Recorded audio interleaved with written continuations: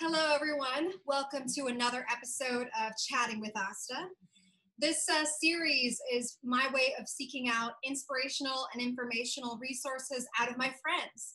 All types of people, some people that are new friends, some people that are old.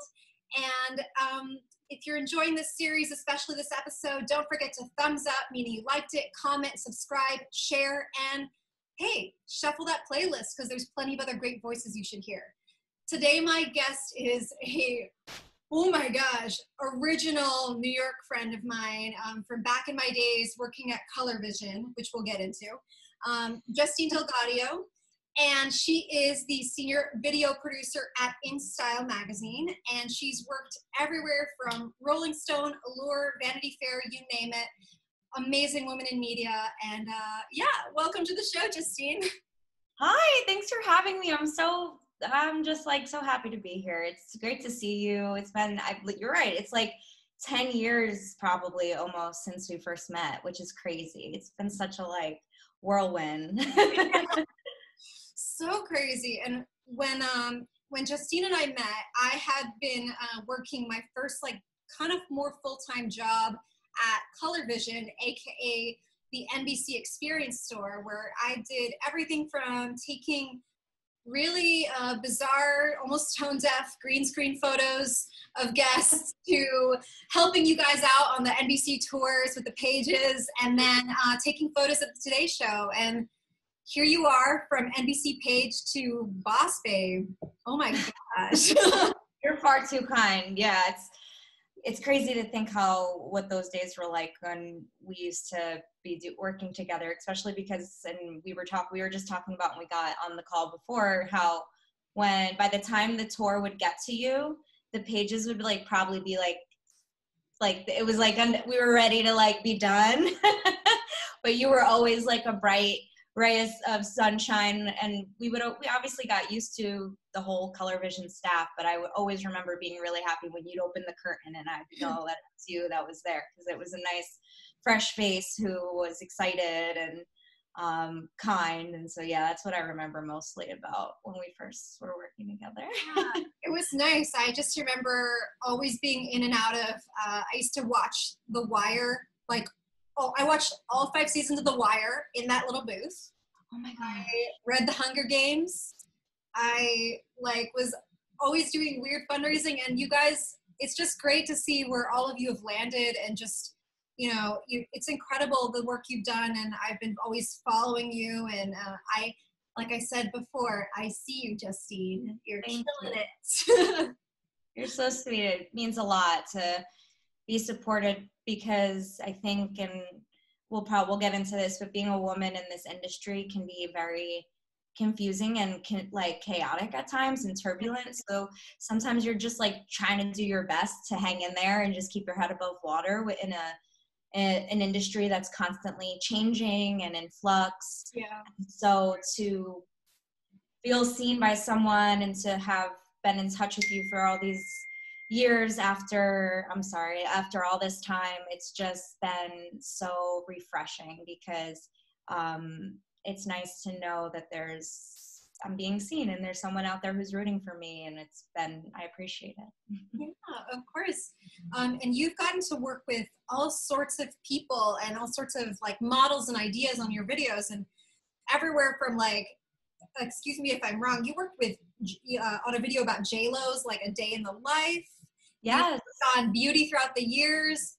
What's been one of your highlight couple of experiences through all of that video content?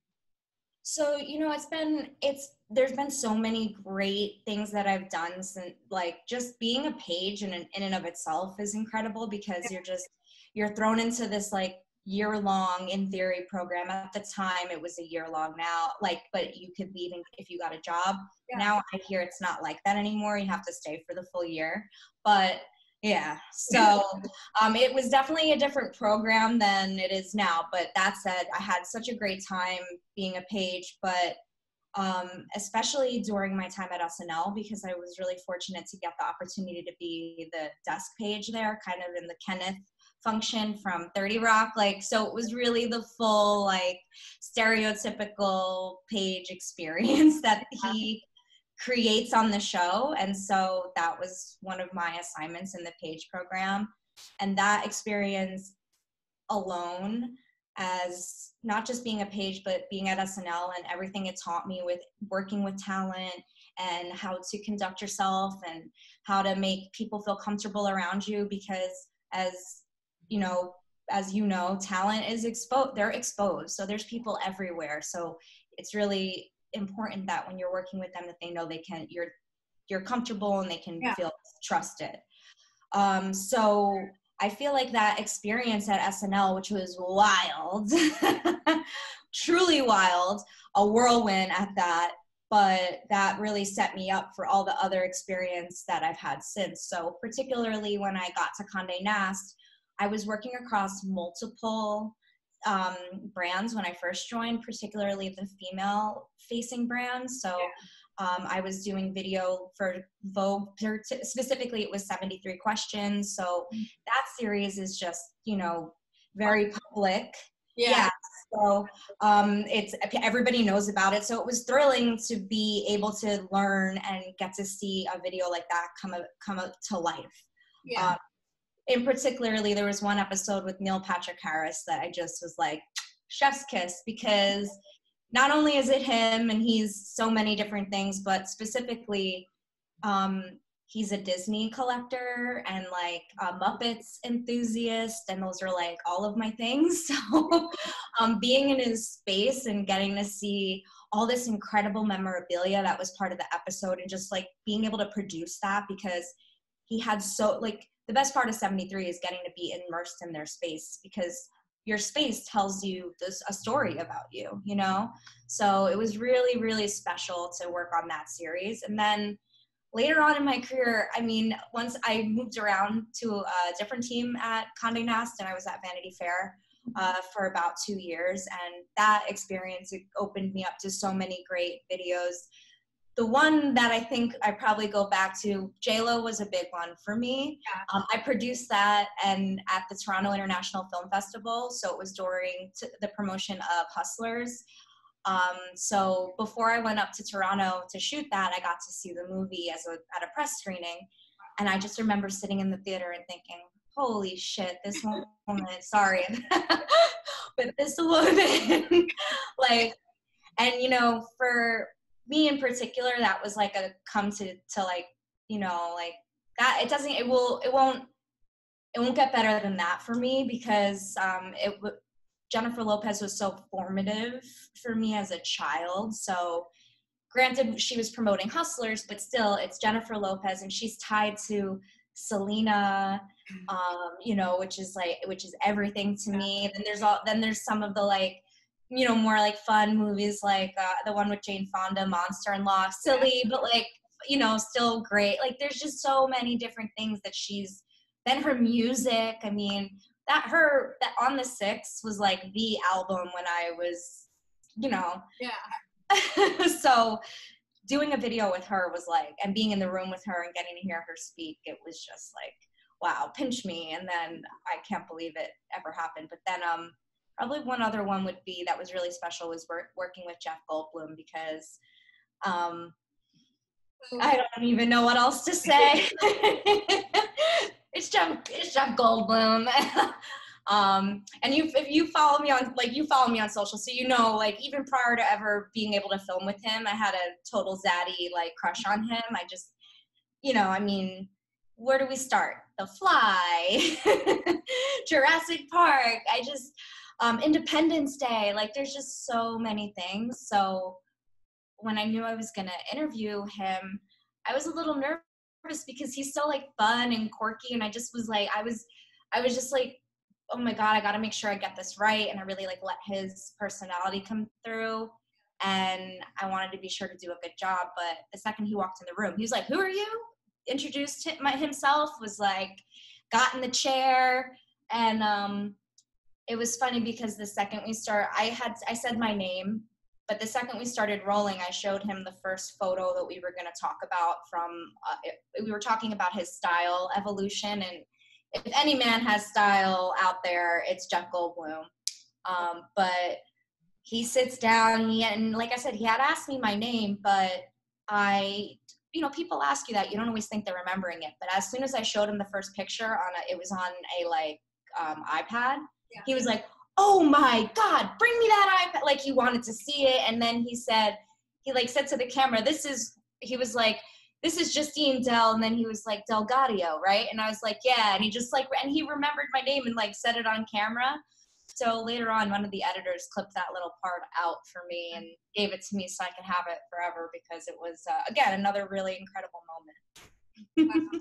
Yeah, no, those are all ones that in my like following of your journey, it's like, those are obvious Justine standouts. Cause I mean, I think that something that you and I have also talked about, like on a more personal level, is someone like J-Lo. It's not just like her work. It's the fact that she's worked specifically hard at softening the image of women of color. Like she, as a Latina, like it's been important to me to look up to someone like her, because before her, this idea of like a romantic comedy lead being Latina was not really, even though like I look up to someone, like one of my idols before her was Rita Hayworth, but Rita Hayworth had to like really change her image in order to be accepted in a way that was like more palpable for like audiences. And I feel like J-Lo is very unapologetic, and she's like calling herself J-Lo, doing the curves, like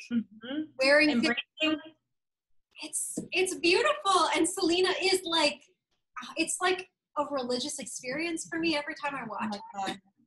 Me too. It's like, it's something that I won't ever,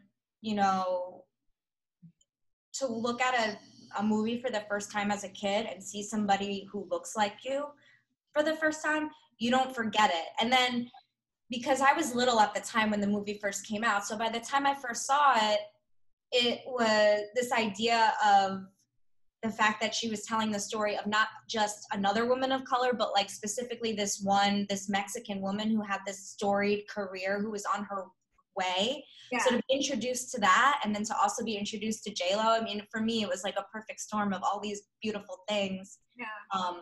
And this idea of visibility is what I always think of when I think of Selena. So even now, in the hundreds of times that I've seen it in my life, I still feel that way when like you said, when I see it, because it's a symbol of this idea of visibility. Yeah. And like you said at the beginning, seeing people for who they are and being able to see ourselves in what we're watching. Yeah. That's so key. And that said, I'll be honest, there's still a lot of work we have to do when it comes to video and, giving visibility to voices and to people, especially Black people, and especially people of color. Yeah. And women. And so there's still work to be done, but J-Lo, to know how long ago it was and to look at where we are now, and we're still got work to do, but she was really crucial for me. So yeah. she gave a context, and the fact that like she did kind of majorly break out with a role like Selena, like for me, I've always had a touchstone to Selena and to Frida Kahlo, because oh my gosh, wait. Oh no, it's in my closet. I have a purse, like usually it's on my door, but I cleaned up because I was going to talk to you. but both, like, so Selena, she is, the daughter of immigrants, and she is by all means an American girl. But she is like leaning into her heritage in order to be seen. And Frida Kahlo, if people who don't always know this, because they don't look outside of misquotes of Frida Kahlo, but she is half German.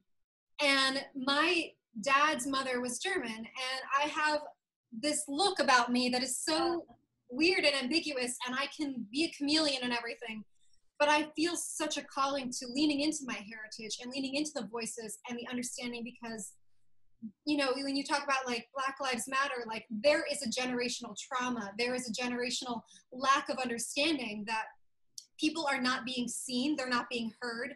And that's why I wanted you on the show, because I feel like you represent something that people don't see, but your voice is navigating the way that people can see moving forward.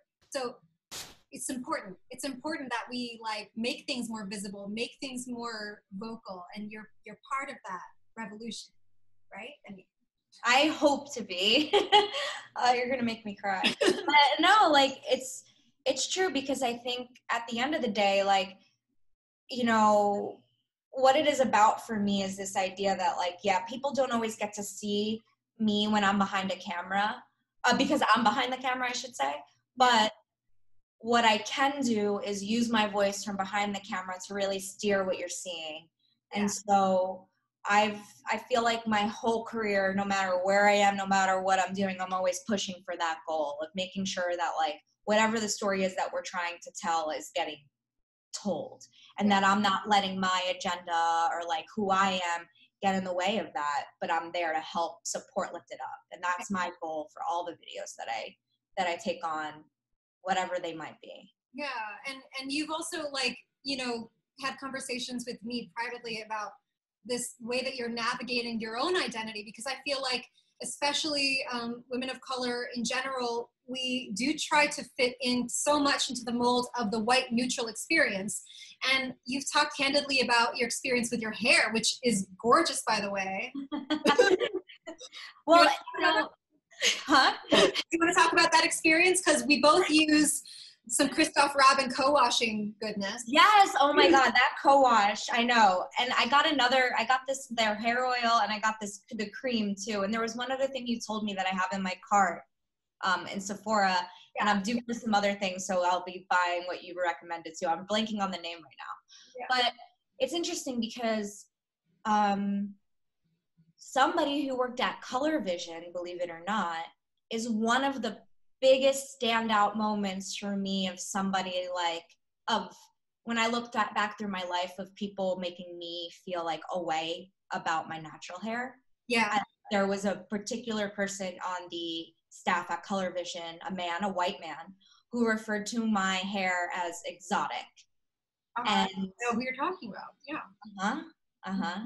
And so it's funny that we're talking about this, because that's a moment, that person, and that, like, that doesn't go out of my head. And, you know, even with this idea of where we're at in the world right now, I guess the way I've started looking at my hair is that we're talking so much with Black Lives Matter about this idea of really changing things at home. And that, you know, my background is 75% Puerto Rican, I'm 25% Italian. My mom's full Puerto Rican, my dad's half Puerto Rican, half Italian, just so to give my background. But as a result, I can be a little, like you said, a little ambiguous to people sometimes, and they don't know what mold to put me in. So they try to fit me into all these labels in these different boxes. And it also becomes like a situation where, and the reason the person that worked at Color Vision was able to call my hair exotic was because it was one day I just so happened to not go through the process. And when I say it's a process of straightening and like blow drying and, you know, all the whole to do. So I went to work with my hair curly, which was rare. Yeah. So when I would do it, it would become something people, particularly white men, wanted to discuss. Yes. And so it's whether people mean to or not, and this is just a very small example of like microaggressions, but like you don't understand how the way that you're how what you're saying could really be making someone feel marginalized. Yes. And I don't think people meant to say that when they would tell me. I've had other women tell me my hair is unprofessional. I've had a boss tell me that I should straighten my hair if I were to ever go on interviews because my curls like look sloppy or unprofessional. Just like all sorts of things like that. And like the truth is that I realize that if we're going to be confronting and be in this reckoning and this uprising that we're in this moment, I'm not being real if I'm not talking the talk and walking the walk with myself and the way I look at me, you know? So the way I kind of approached it was that a couple weeks ago, I was talking to my therapist, quite frankly, and I said to him, I was like, we've been in quarantine for months, and why am I doing this all to myself? Why do I dislike the way that I look? Why am I so afraid to embrace these curls? And it's generational, like you said. It's because before me, people made my mom and her sisters feel a way about it. And before that, it was the same for my grandmother. And it's, I guess the words that I said when I shared a post about it the other day, and I said that it's rooted in a history of a oppression. Yeah. And our hair becomes a casualty of a desire for assimilation. Yep. And that's really what happened, is that we want to fit in so badly, women like me and you who, you know, with our hair and but we don't want to be seen as different. So we start to change and to you know, try to fit ourselves into this box, when what we really should be doing is getting everyone else to fit into where we are. Yeah. And it's when we do that we really begin to fully like step into our power. Yeah. So that's what I'm trying to do now, because that hair conversation happened way before anything else started to really come to a fever pitch with George Floyd. But the truth is it's been going on for long before that. Yeah. And it was just, I finally started realizing it, honestly, because of quarantine. But then everything else happened in the world, and it was like this beautiful push of like me really being able to be like, I'm not going to change me so that people aren't seeing me for who I am, because it's important for people to see us as we are, so they can understand why discrimination is wrong. We need to change the way the white people, quite frankly, look at Black people and people of color. Yeah. It needs to be different. Yeah, and it's funny you say color vision, because what I always thought was interesting about working there is I'm always a student of my surroundings, and I'm always taking every opportunity that I'm given, every job, as a learning experience for my art, for everything. Like I don't dismiss any experiences. And just to compliment you on that, I gotta say that's true, because it wasn't until you left and we stayed in touch that I even knew about some of the other things that you were doing, and I was just like so blown away to see the scope of how talented you are and how many interests you are. I think that's what you have, I should say. Like, that's another reason we've kept in touch, because I think your interests are so varied and layered, and you know, so it's, sorry. We're making each other cry. But I mean, when I was there, I just, you know, I have been given a lot of opportunities to reckon with the racial divide in this country. And that specifically, I just find it funny that it was called color vision, because I was the lightest person there, but the owners, the managers, the corporate were white South Africans. Wow. So if that gives you any perspective, I think that's pretty pivotal about the dynamics that were going on there. But right. I did learn, you know, like, from just listening and watching, and sometimes that's very unnerving for people to see people that are just silently observing. But I've always been of the mind that I think it's better to try and learn something, and if you're unsure, like, make a mistake and then learn from that. And so, you know, that experience, I made a lot of little mistakes, but it was more to do with just testing theories I had. And, you know, like, I'm really relieved about everything going on in the world right now, ironically, just because, you know, when I was in college when Obama was elected, and I was in London. And when you're studying abroad, yeah. Well, no, I wasn't in London, but I was in college too. Yeah, but I was studying abroad during this election, and being abroad during that particular election, I learned more about this country than I thought I already knew, being the daughter of an immigrant, because they're so much more engaged to our story than we are. Oh my gosh. And it's like ridiculous. And I remember I was in a flat living with like 8 other girls, and the results hadn't completely come in yet. And it was like up to 7 a.m. that time before the results were announced and the speeches were given. And I remember watching Obama speak, and I had this intense visceral reaction of just crying, one hand happy tears, and then the other hand, oh shit, like, people are gonna wake up to a huge racial divide, and like, it's gonna be so clear, and this is gonna be the beginning of the end of like people are going to wake up, and I don't know when it's going to happen. And I can't believe that we got away with this happening. And it was so sunshine and rainbows for a few years. Yeah. But now I'm like kind of relieved that people are like, hello, reality. Every time I talked about race before 2 weeks ago, people will be like dismissive. They'd be like, no, Asta, that's just, things are getting better. Don't worry about it. And I'm like, people are dying. And here we are. And I don't know if you've been feeling this, but it's almost been like exhausting in a way. Because I've had a lot of people, I've had to have, honestly, like I said, I wanted to really put my money where my mouth is. So me trying to learn how to take care of my hair and learn to look at it differently. But also I've been really confronting having conversations with people the difficult conversations you need to have. And it's exhausting to have to teach people stuff. And it's been really draining the last 2 weeks to watch people just like wake up. But I'm hopeful that it means that there's a road ahead, and I'm hoping that it means things are different this time, even though it took us so long to get here. So I'm trying to keep at the mission of, you know, doing what I can with my work in video, especially now that I'm at InStyle, or whether it be on my own social media. I'm not saying that I don't have a crazy following. I'm just like on there doing whatever with whoever, like that. That's not what it is for me. It's just like, you know, it's just a place for me to be who I am. That's really all my Instagram is. But I'm going to use those platforms and let my voice be heard. And me kind of breaking through this feeling with my hair has allowed me to really break through this like fear of lifting my voice. And now I'm talking and and you know, like somebody I admire recently was talking about this idea of being actually it was I follow this channel, you might know about it, called Beauty Within, and they were talking about being an elevator, like being something that pushes forward and goes up and brings people up.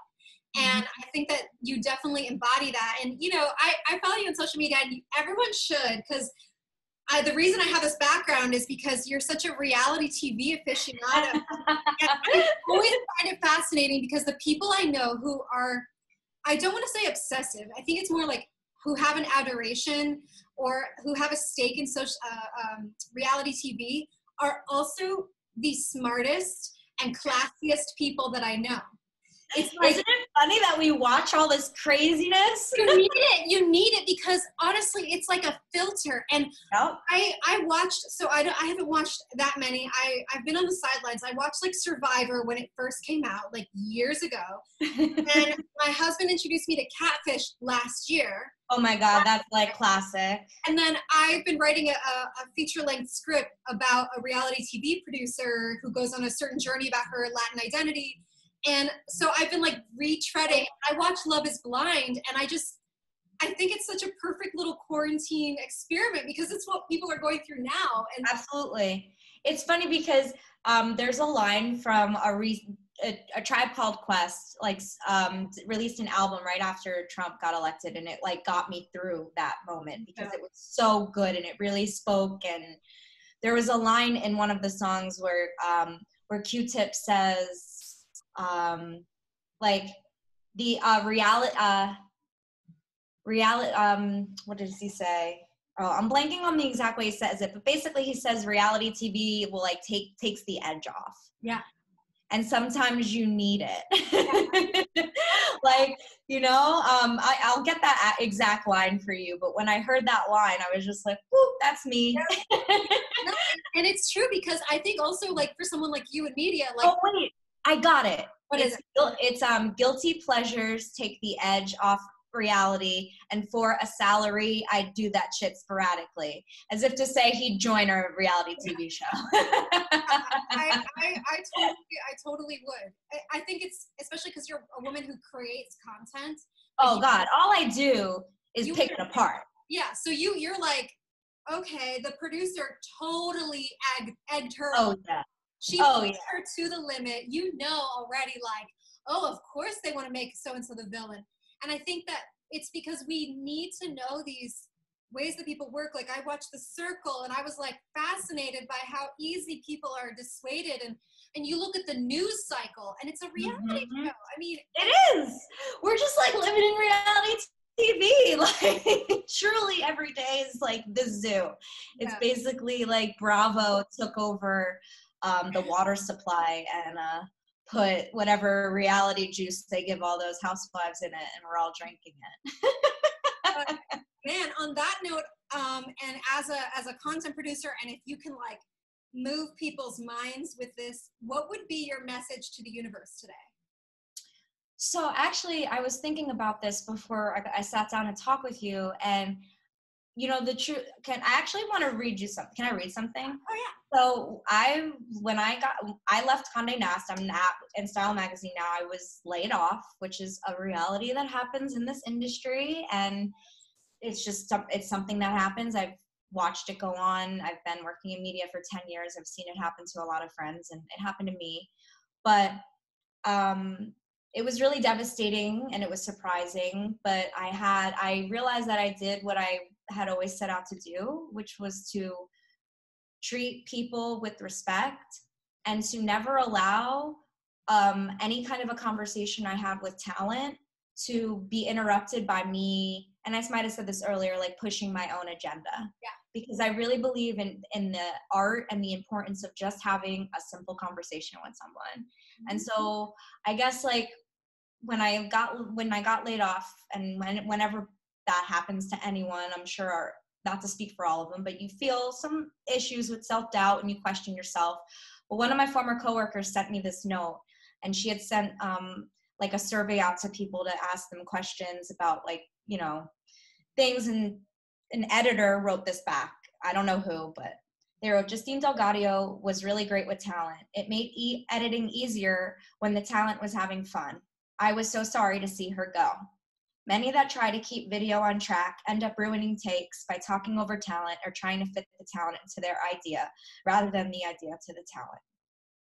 And it was like the most moving, nice thing to know that somebody took time to write something like that about me, and to know that that message that I'm always trying to give the world was out there, to just sit down with people, to talk with them, have a conversation. And when you do that, 99% of the time, you'll get exactly what you need. And that 1%, you don't need them anyway. Yeah.